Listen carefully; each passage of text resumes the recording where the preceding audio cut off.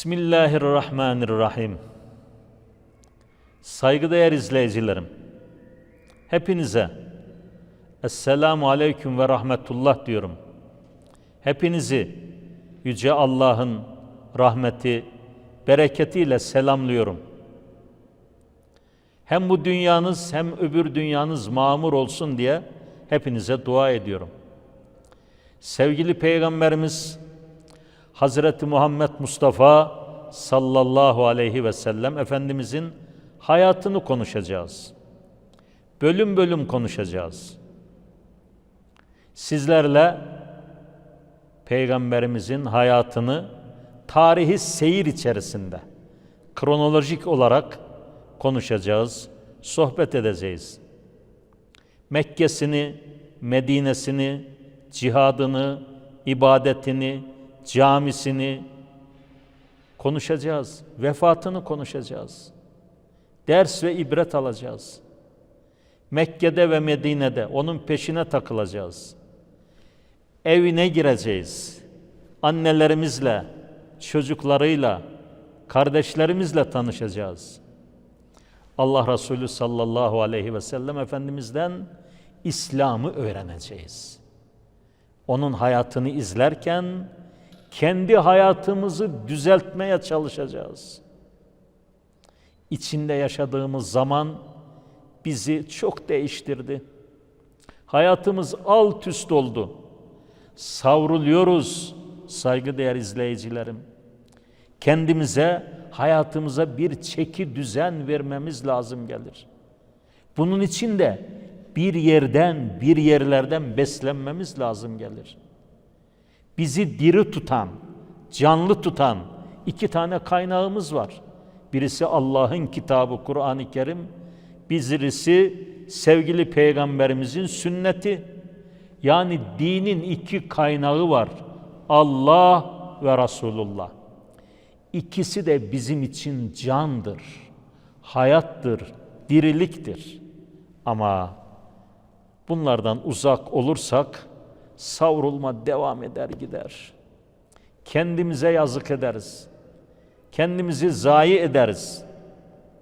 Biz bu programda bölüm bölüm size takdim edeceğimiz bu programda Allah'ımızın ayetlerini, sevgili Peygamberimizin hadislerini, Peygamberimizin hayatına serpiştirerek sizlere sunacağız, takdim edeceğiz.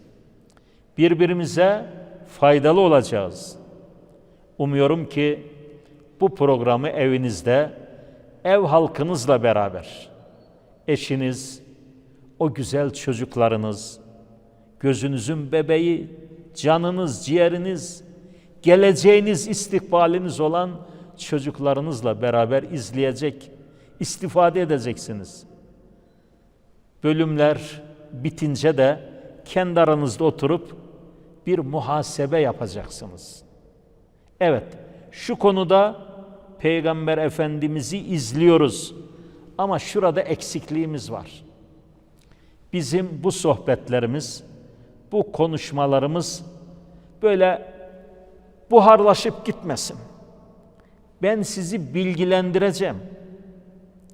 Evet, duygu olacak, his olacak, heyecan olacak ama daha ziyade bilgilendirmeye ve yönlendirmeye önem vereceğim. Yoksa sizi hislendireyim, duygulandırayım, ben ağlayayım, siz ağlayasınız, onu yapmayacağım. Onu yapmayacağım. Peygamberimin konuşma tarzı da zaten öyle değildi. Allah Resulü sallallahu aleyhi ve sellem Efendimiz insanları bilgilendirdi, yönlendirdi, elinden tuttu, bir hedef gösterdi, eksikliklerini giderdi, nasihat etti, kendilerini atmadı, itmedi, başından savmadı. Gelenlerin her birinin dertleriyle ilgilendi. Peygamber sallallahu aleyhi ve sellem Efendimiz'i konuşacağımız bu programa peygamberlerle başlıyoruz. Çünkü Peygamberimiz bir silsilenin bir zincirin son halkasıdır. Hatemül Enbiya'dır. Nebilerin mührüdür. Nebilerin sonuncusudur. Peygamber aleyhissalatu vesselam Efendimizin hayatını Hazreti Adem'den ayıramazsınız. Peygamberimin hayatını Hazreti Nuh'dan, Hazreti İbrahim'den, Hazreti Yusuf'tan, Musa'dan, İsa'dan, Davud'dan, Süleyman'dan aleyhissalatu vesselam efendilerimizden ayıramayız. Allahü Teala Kur'an-ı Kerim'de bize bir peygamberler tarihi sunuyor. Kur'an'ın surelerine baktığımız zaman birinci sure El-Fatiha suresi, giriş, açılış suresi. İkinci sure El-Bakara suresi. Musa aleyhisselamın zamanında meydana gelen bir olaydan dolayı bu isim aldı. Üçüncü sure Âl-i İmran suresi. İsa aleyhisselamın anne tarafından dedesi ve o dedenin ailesi. İbrahim suresi var, Nuh suresi var, Hud suresi var, Yusuf suresi var, Meryem suresi var, Muhammed suresi var, Kasas suresi var, Kehf suresi var, El-Enbiya yani peygamberler, nebiler suresi var. Kur'an-ı Kerim'de en ağırlıklı konu peygamberler tarihine ayrılmıştır. Ama biz Kur'an-ı Kerim'e peygamberler tarihi demiyoruz. O Allah'ın kitabıdır, Kur'an'dır, hakikatin bilgisidir. Saygıdeğer izleyicilerim, ilk peygamber Hazreti Adem aleyhisselam Mekke'de geldi, peygamberliğini burada devam ettirdi. Cennetten çıktıktan sonra Havva annemizle Arafat'ta buluştular. Allah ikisini ayrı ayrı yerlere koymuştu. Arafat'ta buluştular, el ele tutuştular, Müzdelife, Mina ve Mekke'ye geldiler. Kabe'yi yaptılar.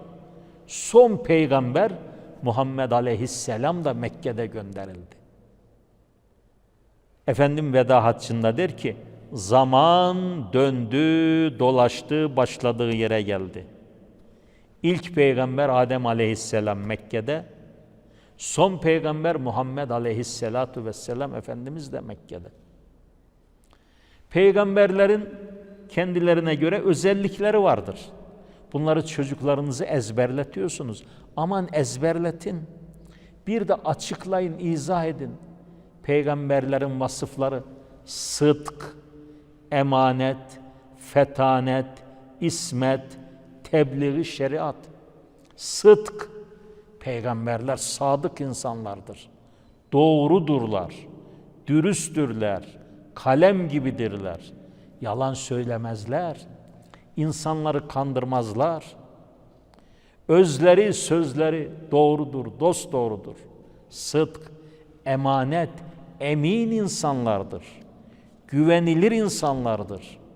Hele bizim peygamberimize peygamberliğinden önce bile Mekkeliler Muhammedül Emin demişler.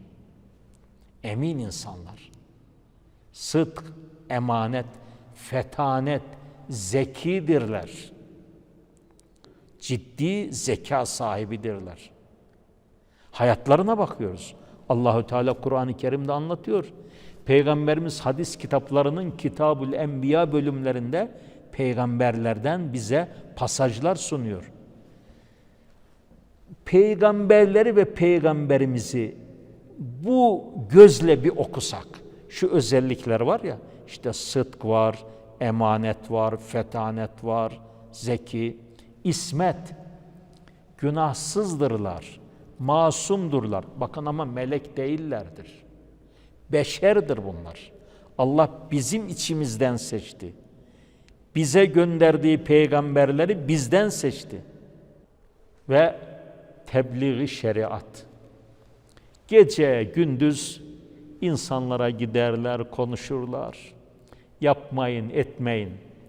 Davet ederler. Nereye davet ederler? Bakın bu da çok önemli. Saygıdeğer izleyicilerim, özellikle istirham ediyorum. İnsanları Allah'a davet edin. Allah'a davet edelim. Sana, bana, bize, şuraya, buraya değil. İnsanları Allah'a davet edelim. Peygambere davet edelim. Kur'an'a davet edelim. Peygamberler Rabbani davetlerini bu şekilde yaptılar. Peygamberler yaptıkları bu hizmetlerden dolayı insanlardan herhangi bir ücret istemediler. Allahü Teala Kur'an-ı Kerim'de 5 peygamberin lisanıyla وَمَا أَسْأَلُكُمْ عَلَيْهِ مِنْ اَجْرٍ Biz sizden herhangi bir ücret istemiyoruz. Peygamberler adaleti yaydılar. Hani diyoruz ya, adalet herkese lazım. Yani zannederiz ki peygamberler geldiler, insanlara dediler ki namaz kılın, oruç tutun, zikredin, işte köşenize çekilin. Olur mu? Bu dünya bizim. Bu dünyayı biz ihya edeceğiz, biz imar edeceğiz. Saygıdeğer izleyicilerim, peygamberler insanlara bu ufku gösterdiler. Dünyadan el etek çekemezsiniz.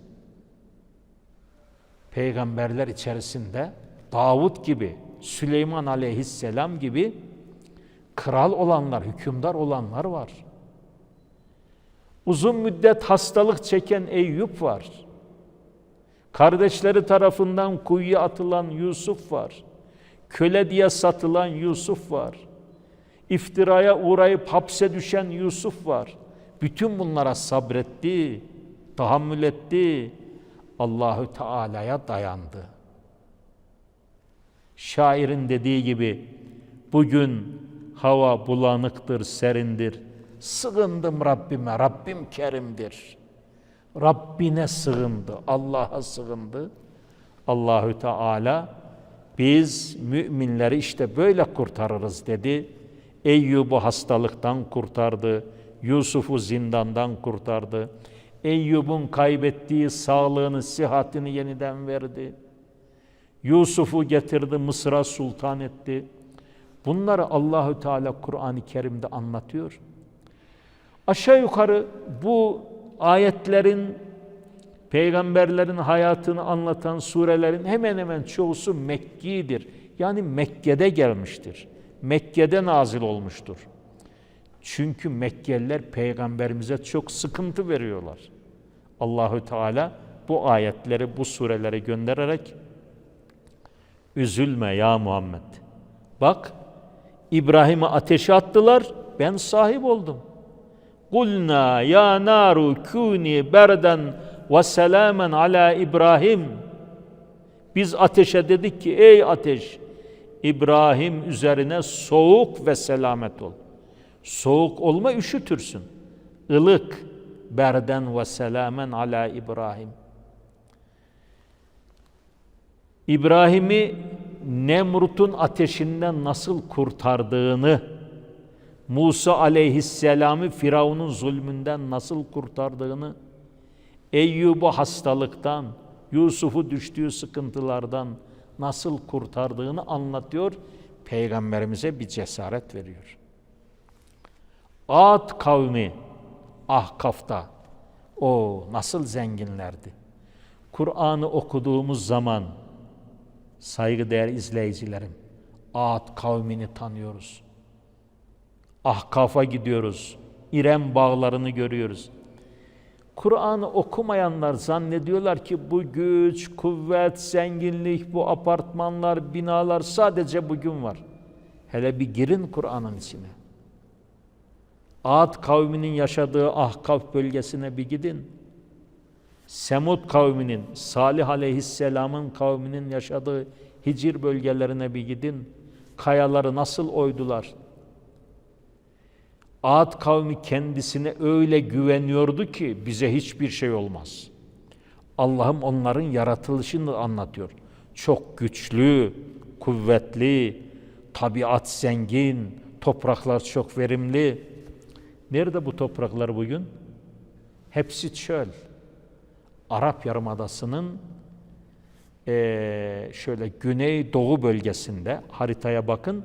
Orada ne bir tane şehir görürsünüz ne bir tane köy görürsünüz. Er-rub'ul hali. Arap Yarımadası'nın 1/4 ve boş, çöl. Giremiyor insanlar.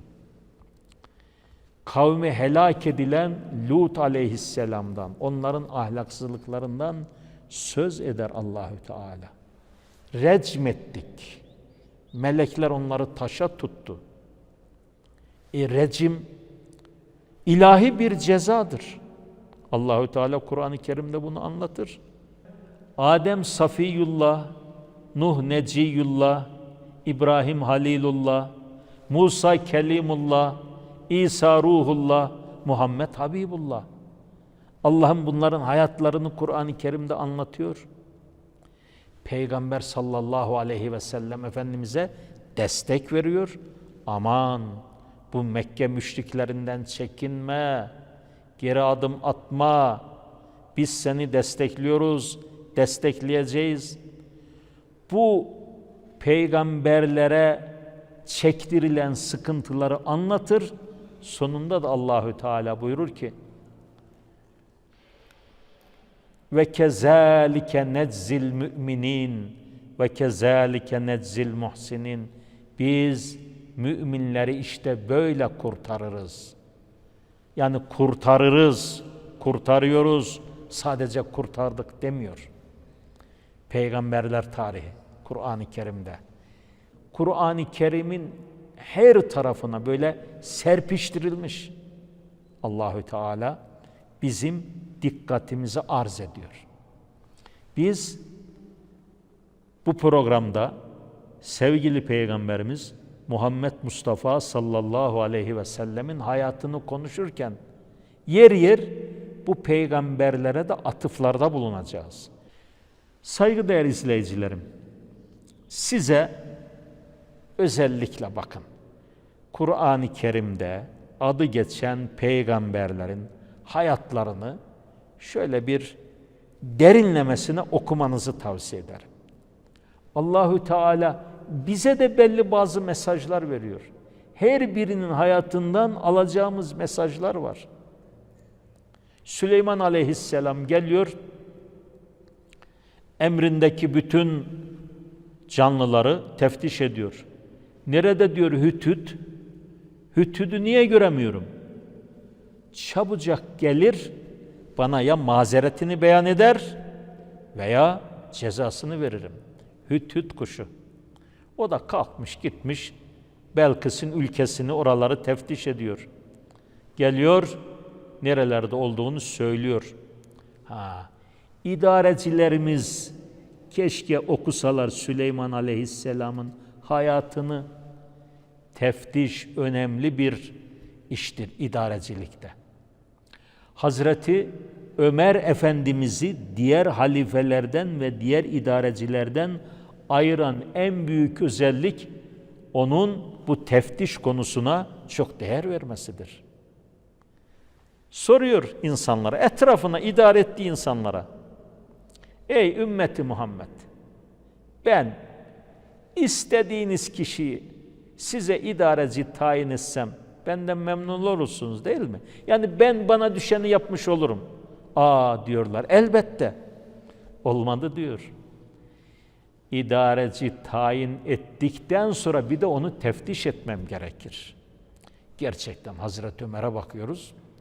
Valilerini, idarecilerini, komutanlarını ve halkını nasıl teftiş etmiş? Yatsı namazından sonra çıkıyor, Medine sokaklarında geziyor. Süleyman Aleyhisselam'ın hayatını bir okuyun. Nasıl bir saltanatı var? Belkıs onun saltanatı hakkında yani böyle gıptayla bakıyor ve eziliyor. Süleyman'ın Rabbine inandım diyor. Saltanat olunca böyle olmalı. Davud Aleyhisselam kendisi bir çobandı. Askere katıldı.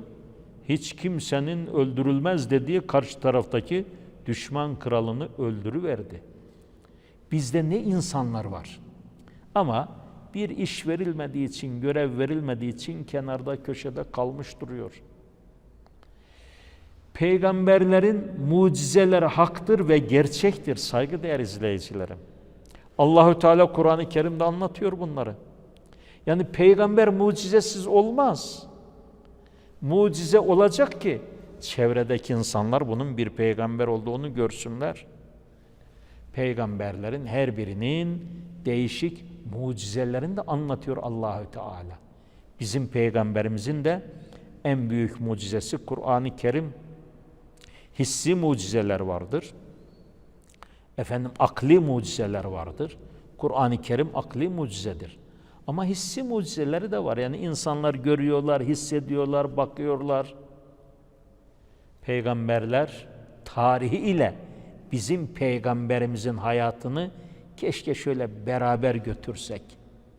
Bizim peygamberimizin hayatıyla alakalı yazılmış bir kitabı, bir siyer kitabını okurken yanında bir de Hazreti Adem Aleyhisselam'ı okusak, ertesi akşam Nuh Aleyhisselam'ı okusak, işte sıradan peygamberimizin hayatını kronolojik olarak götürürken, yani tarihi seyir içerisinde o peygamberlerle de tanışsak, inanın ki sohbetin başında dediğim gibi savrulma tehlikemiz varsa o tehlikeyi bertaraf edeceğiz. Sırat-ı müstakim üzere ayaklarımız sabit kadem olacak. Şuna üzülüyorum saygıdeğer izleyicilerim. Bilmiyorum siz de üzülüyor musunuz? Elimizde 2 tane değerimiz var.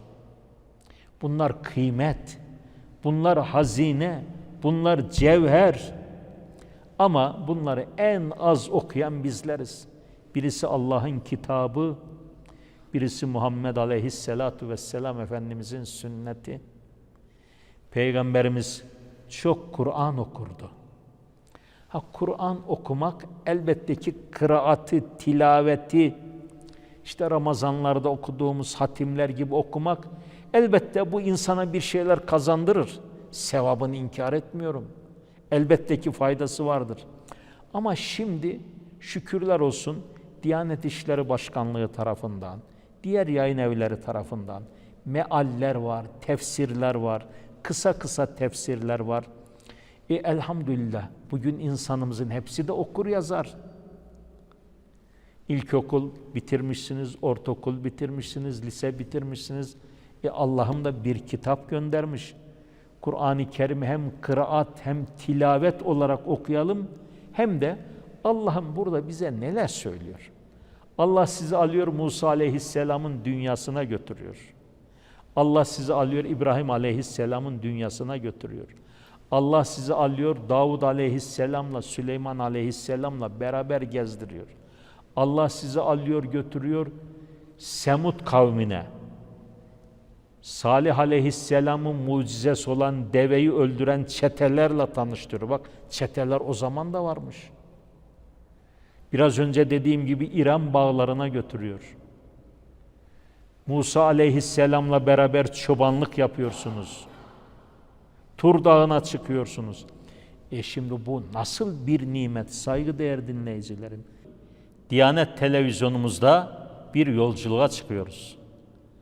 Peygamberlerle beraber bir yolculuğa çıkıyoruz. Kur'an-ı Kerim'de adı geçen peygamberleri ve özellikle bizim peygamberimiz, gül kokulu Hazreti Muhammed Mustafa sallallahu aleyhi ve sellem Efendimiz'i tanıyacağız. Onu evimize misafir edeceğiz. Biz onun evine gideceğiz. Saygıdeğer izleyicilerim, umuyorum ki yakınlarınıza, tanıdıklarınıza Diyanet televizyonumuzdaki bu programın başlama saatini bildireceksiniz. İnsanlar can kulağıyla, isteyerek dinleyecekler. Niye dinlemeyelim? Allahü Teala bu güzel insanları seçmiş, bizim içimizden seçmiş, bize peygamber olarak göndermiş ve bunlar bizim için yaşamışlar. İnanın ki bizim için yaşamışlar. Biz hem bu dünyada hem öbür dünyada sıkıntıya düşmeyelim. Gözyaşı olmasın. dünya ateşe verilmesin, evler yıkılmasın, çocuklar ağlamasın, kadınlar gözyaşı dökmesin, kimse aç ve susuz kalmasın diye bu güzel peygamberler bizim için yaşadılar. Kendilerini insanlığa feda ettiler. İnanın ki bizim şöyle oturup da rahat yemek yediğimiz gibi bir rahat yemek yemediler. Rahat uyku uyumadılar. Dünyanın nimetlerini senin benim tattığımız gibi tatmadılar. Niye? Biz rahat uyuyalım diye. Biz bu nimetleri ağız tadıyla yiyelim diye. Biz güzel mabetlerimizin içinde hulusu kalb ile Rabbimize, Allah'ımıza ibadet edelim diye. İnananlar ve bütün insanlar birbirleriyle kardeş olsunlar diye Allah bize peygamberler gönderdi. Bunlar bu dediğim gerçeği sağladılar. Bizim peygamberimiz Muhammed Mustafa sallallahu aleyhi ve sellem Efendimiz Tay kabilesi reisi Adi bin Hatem geldiği zaman Medine'ye onu İslam'a davet etti. Adi şöyle önce bir çekimser davrandı. Ben Hristiyanım ya Muhammed dedi. Benim dinim var. Peygamberim Hristiyanlığı ona anlattı. Dini hakkında ona bilgiler verdi. O yine böyle çekimser davranınca Peygamberimiz buyurdular ki Adi, sen şimdi Müslümanları biraz zayıf görüyorsun. Biraz yoksul görüyorsun. Durumlarını pek iyi görmüyorsun. Galiba onun için iman etmekte direniyorsun. Adi, inan ki bir zaman gelecek ki şu gördüğün Müslümanlar zengin olacaklar. Dünyaya hakim olacaklar. Adi, bir zaman gelecek ki Müslümanların hakim olduğu bu dünyada emniyet olacak, huzur olacak. Sen Hire'yi bilir misin Adi? Bilirim dedi. Hire'den bir hanımefendi kalkacak, devesine binecek, yalnız başına Mekke'ye gelecek. Tavaf edecek, yine yalnız başına kendi ülkesine gidecek. Hiç kimse ona la havle diyemeyecek. Dünyaya böyle bir huzur yayılacak. Adi can kulağıyla dinledi. Peygamberimiz onu ikna etti. Sonunda Müslüman oldu. Bakın, dünyaya huzur yayılsın. Emniyet olsun. İnsanlar birbirinin kurdu olmasın diye Peygamberimiz inanın ki bak gece gündüz çalıştı. Bizim için çalıştı. Peki biz bu güzel insanı tanımayalım mı? Tanıyalım. Öyleyse gelin hep beraber Diyanet Televizyonumuzdaki bu programı izleyelim. Gönül rahatlığıyla izleyelim. Diyor, bundan sonraki programlarımızda buluşmak, görüşmek umuduyla hepinizi Allah'a emanet ediyorum saygıdeğer izleyicilerim.